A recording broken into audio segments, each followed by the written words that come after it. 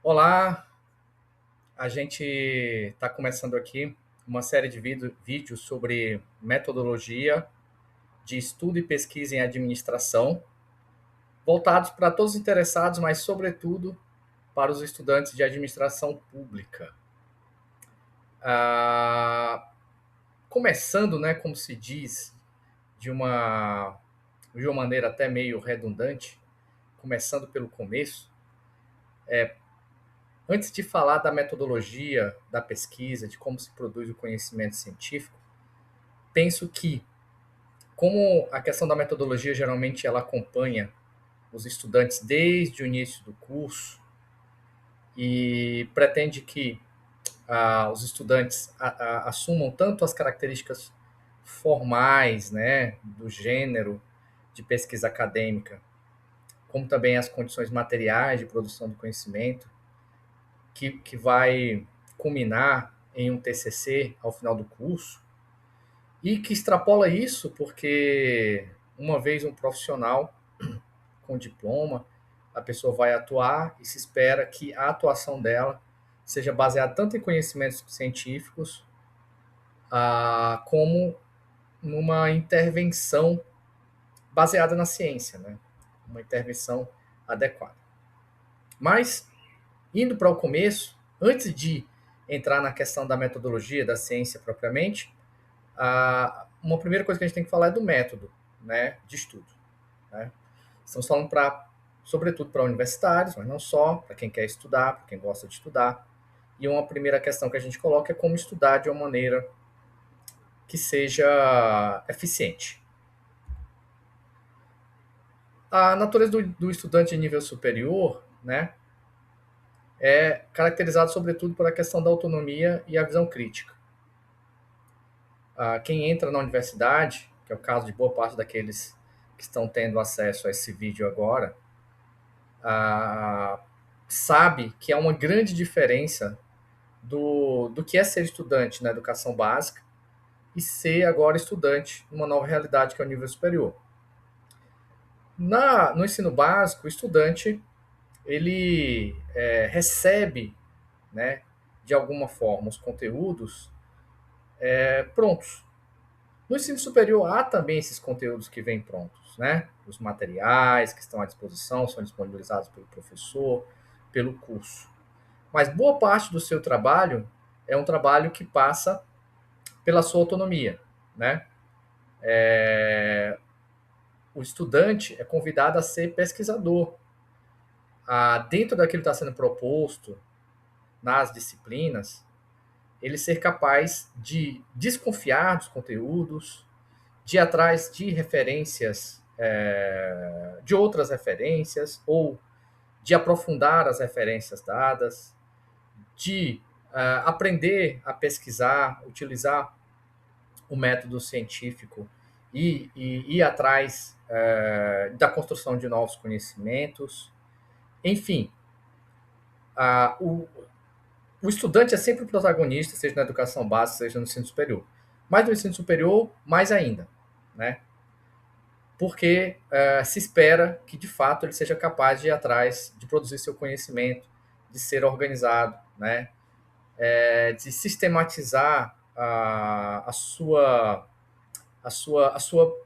o seu trabalho acadêmico, estudantil, enfim. E, ao mesmo tempo, que ele seja capaz de ter uma visão crítica. Né? Uma visão crítica significa o quê? É ter aquela dúvida, mas não é uma simples dúvida por não saber de nada, mas é aquela dúvida metódica, de saber que os conhecimentos eles estão em abertos, né? que, que não existem verdades absolutas, né? De saber aprofundar de uma maneira adequada aquilo que ele recebe, né, na academia. Então, esse é o tipo de estudo que se espera, né? Esse é o tipo de estudo que se espera de um universitário, né? Que ele tenha autonomia, um estudo autônomo e com uma visão crítica, sempre autonomia e visão crítica. Algo muito importante que acompanha a vida da gente sempre, em todas as disciplinas, na academia e fora da academia, e que são super relevantes para que haja sucesso na trajetória de pesquisa e de estudos do acadêmico, é o desenvolvimento de uma leitura crítica e da documentação do que se lê, né? Não basta apenas ler, né? É necessário ler de uma forma adequada e é necessário também documentar o que se lê. Eu vejo muitas pessoas dizendo, gostei de determinado tema, já li 50 livros sobre o assunto. Tá? Essa é a primeira parte. Quando você vai escrever, a gente não tem memória de elefante, a gente tem que ser capaz de selecionar desses 50 livros o que é relevante para responder o problema que você levantou, né? Às vezes, muitos livros que foram lidos não vão servir para muita coisa, né? Claro, a gente lê, sempre que a gente está fazendo um exercício, né? Um exercício que desenvolve as nossas capacidades cognitivas, a própria prática de leitura, enfim, estamos nos exercitando, né? Porém, muitas vezes não vai servir de fato para a pesquisa, né? Talvez sirva para outras pesquisas depois que a gente nem saiba o que vai fazer. E outros, um capítulo vai servir, outros apenas um ponto, enfim. Então, uma questão interessante, né, que se deve aprender desde o início é documentar. O que a gente quer falar aqui com documentar? Né?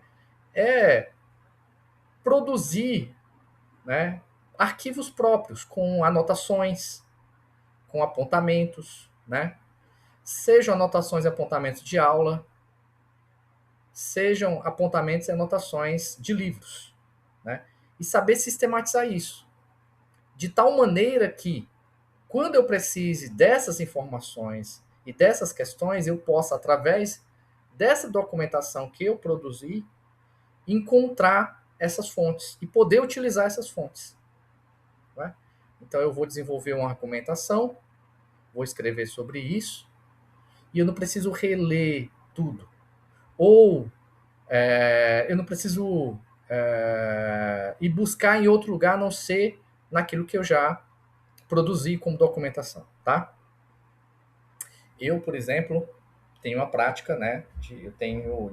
Como eu sou um pouco analógico, eu tenho a prática de anotar, literalmente, né? Que a imagem de vocês é pequenininha. Eu tenho esse livro, não é um livro, né? É um caderno, foi encadernado em forma de livros, e eu utilizo exatamente para fazer as minhas anotações, as minhas observações, mas sobretudo meus fichamentos. Já a gente vai falar sobre a questão dos fichamentos dos livros que eu leio, com as citações. Então, quando eu preciso desses livros, das ideias, através dessa documentação que eu fiz de uma forma simples, né? Poderia ter sido no computador, mas eu prefiro que seja a caneta mesmo. Eu consegui encontrar num único lugar. Então, eu tenho aqui a documentação de livros que eu tive que ler para o meu mestrado e tenho anotações, tenho fichamentos, né? Tenho apontamentos de livros que eu tive que estudar para o meu doutorado. Quando eu tive que escrever, eu precisei dessas informações, eu encontrei. Quando precisava voltar ao livro, não precisava ler o livro inteiro, porque eu tinha tudo isso registrado, né? Inclusive com referências de páginas, enfim. E isso são técnicas e práticas simples, né? Centenárias, que a gente vai melhorando com o uso de tecnologia, né? A gente vai ter aplicativos para isso, pode fazer isso digitalmente, enfim. Mas para um nível acadêmico, para pesquisas mais aprofundadas, é necessário fazer esse tipo de leitura e de documentação. Tá? Então, as anotações, as palestras, cursos, aulas, apontamentos, né? Com pontos de vista, enfim, com insights, as consultas, né? A fonte, sobretudo fontes confiáveis, A gente tem várias plataformas, mesmo o Google Scholar, né, vai levar você para várias revistas científicas. Dá para fazer um bom levantamento bibliográfico através do Google Scholar, né, e outras plataformas como a Cielo.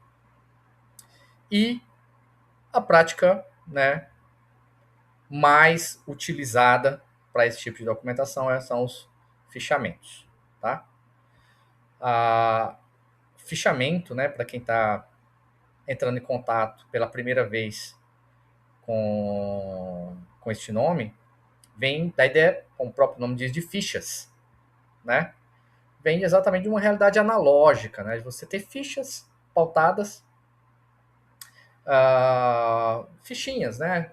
Até antigamente se comprava nas papelarias, em que você ia fazendo anotações e ia guardando. Às vezes numa caixinha, né? Enfileiradas. Daquela ideia de quando você precisasse daquelas informações de livros que você leu, de palestra que você participou, você só pegaria ali a fichinha e aí teria aquelas anotações, né? Organizadas, alguns organizados em ordem alfabética, outros por temas, e aí dependia muito da necessidade, do estilo e da preferência da pessoa, né? Algumas pessoas que tinham menos dinheiro, né? Eu já ouvi esse testemunho usar, por exemplo, uma caixa de sapato, porque ela, né, tem um formatozinho que dava para perfeito para guardar as fichinhas, né? Essas fichinhas que eram compradas em papelarias. Outros fazem como eu, né? Estou falando de uma realidade analógica, sou bem analógico, em vez de fazer as fichinhas, eu uso mesmo o papel, como se fosse um livro, e vou organizando. Para mim é mais simples de guardar, né? E de encontrar essas anotações.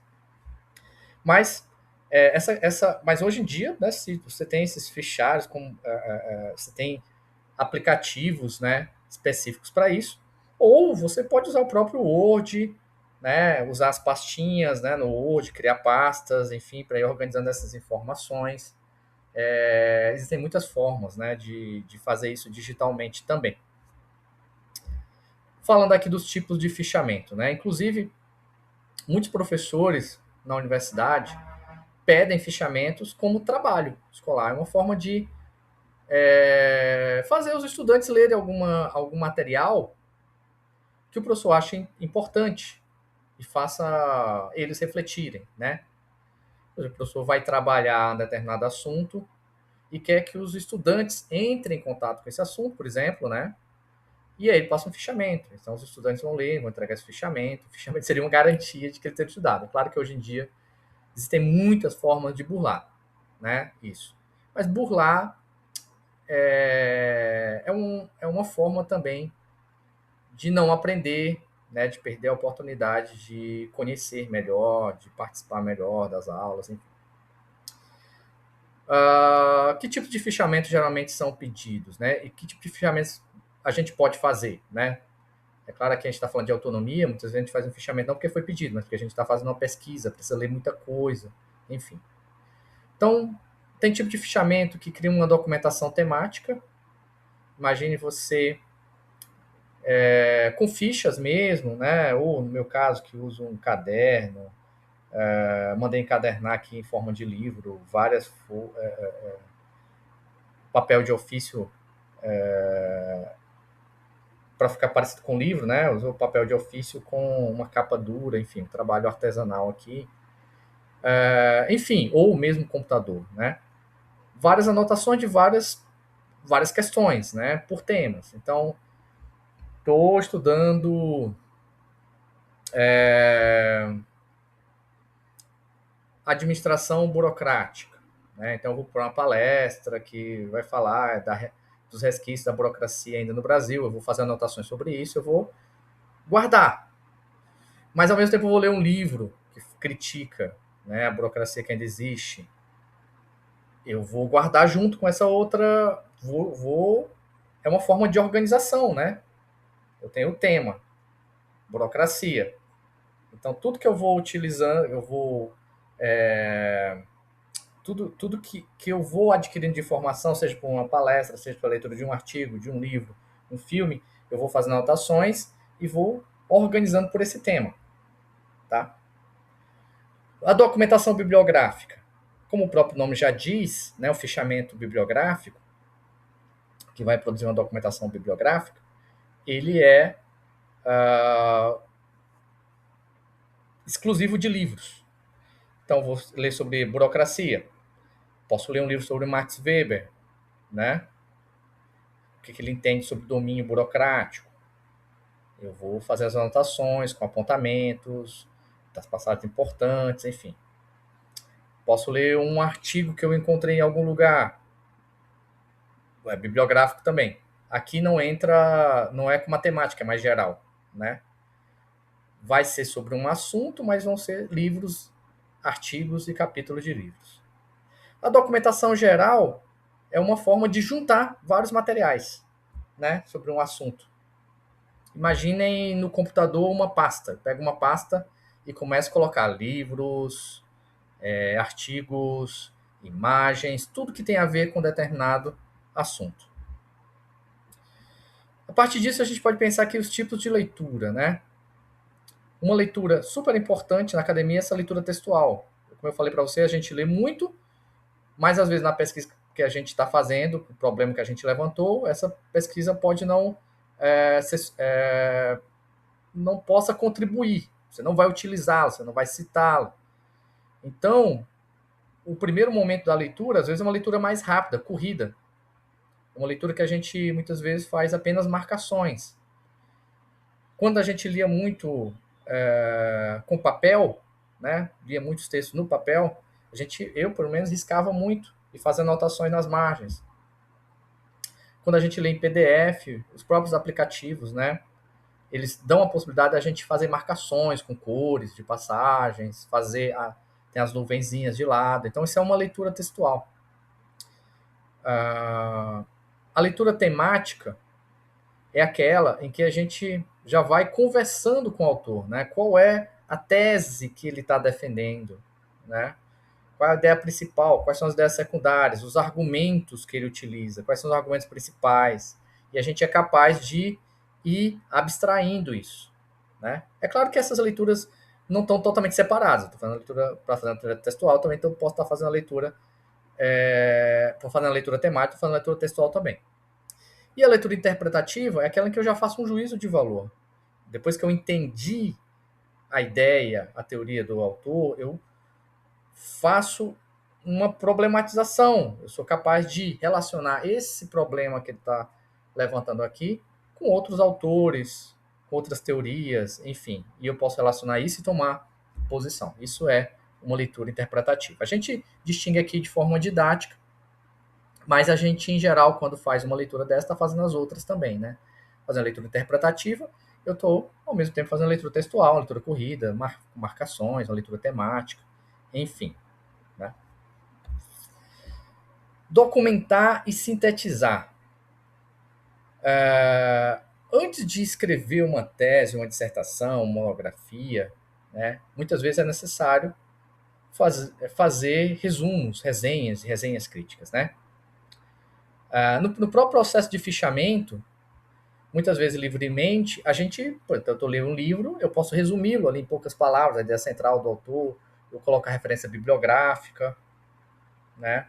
Tem fichamento de citações, né? A gente vai fazendo citações que faça o resumo e depois faça várias citações que ajudam, que são citações que a gente entende como centrais, onde vai ter as ideias, as argumentações que a gente pode usar depois para escrever os artigos da gente, os TCCs, enfim, né? Mas o resumo em si é exatamente depois que eu leio essa capacidade que eu tenho de rapidamente, em poucas linhas, trazer a ideia principal do autor com as minhas próprias palavras. A ideia principal, a ideia secundária, o objetivo que ele trouxe, né? Que ele perseguiu.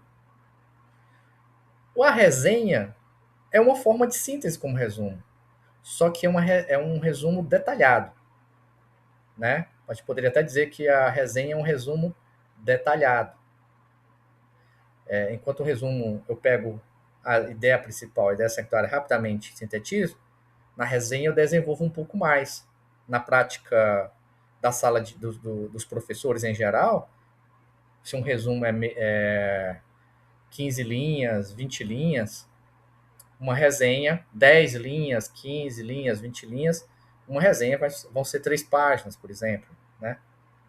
E a resenha crítica é exatamente detalhada e interpretativa, né? Se no resumo e na resenha a gente não trabalha com citações, na resenha pode até ter citações, né, mas em geral com as próprias palavras, na resenha crítica se pode fazer citações, tanto indiretas como diretas. Para aqueles que estão começando a vida acadêmica, citações é quando eu uso as próprias palavras que estão no livro, no artigo, né, de uma forma adequada, fazendo a referência, dizendo quem é o autor, o ano, a página, né. Depois a gente vai falar um pouquinho mais como fazer as citações, né, mas por enquanto é isso. Uma resenha crítica, por exemplo, ela pode até adquirir o caráter de um ensaio. Ela pode se tornar 6 páginas, né? 8 páginas. E, é claro, é um posicionamento crítico diante das teorias que já foram desenvolvidas. Não é um trabalho, não é fruto de um trabalho, de uma pesquisa de campo ou de experimentação. Né? É uma experimentação de pensamento a partir de teorias que já existem. Então, em síntese, né? O resumo é uma breve síntese, com as próprias palavras, de quem leu o texto, né, seja um livro, artigo, capítulo de livro, apresentando a ideia principal, né, e o objetivo do autor, em poucas linhas, 10, 15, 20 linhas. Né? A resenha é uma síntese mais detalhada, apresentando os argumentos principais, secundários, enfim. E a resenha crítica é quase um ensaio interpretativo, em que além de trazer as ideias do autor, eu posso fazer citações e posso não, e faço, né, problematização dessa teoria com outras teorias também. É a capacidade de ter feito outras leituras também e trazer para essa resenha. Voltando aqui. E isso é importante por quê? Porque a gente faz isso direto, no caso da resenha crítica, pode, ganhando um caráter de ensaio, pode ser publicado, né, em artigos, enfim. E na vida acadêmica, às vezes, os professores pedem resumos, resenhas críticas, enfim. Na prática, às vezes, os professores não fazem a distinção de resumo, resenha crítica. Mas, pelo que é pedido, a gente sabe do que se trata. Se a pessoa pede um resumo de no mínimo 4 páginas, não é um resumo propriamente, é uma resenha. Se ele pede um resumo e que tenha de 4, 6 páginas e que tenha um posicionamento crítico, né, e um paralelo com outros autores, isso é uma resenha crítica. Algumas observações gerais, né? A gente espera, no mundo acadêmico, que haja autoria e originalidade. Originalidade nem sempre, mas autoria sempre. E autoria aqui nem sempre é autoria das ideias, mas escrever com as suas próprias palavras, argumentar objetivamente. E, quando utilizar as ideias de outros, poder referenciar, dizer de quem são as ideias. Então, a autoria é importante, né? Talvez não a originalidade das ideias, mas o texto criado ser original. Mesmo que eu use, né, inteligência artificial, o texto tem que ser meu, né?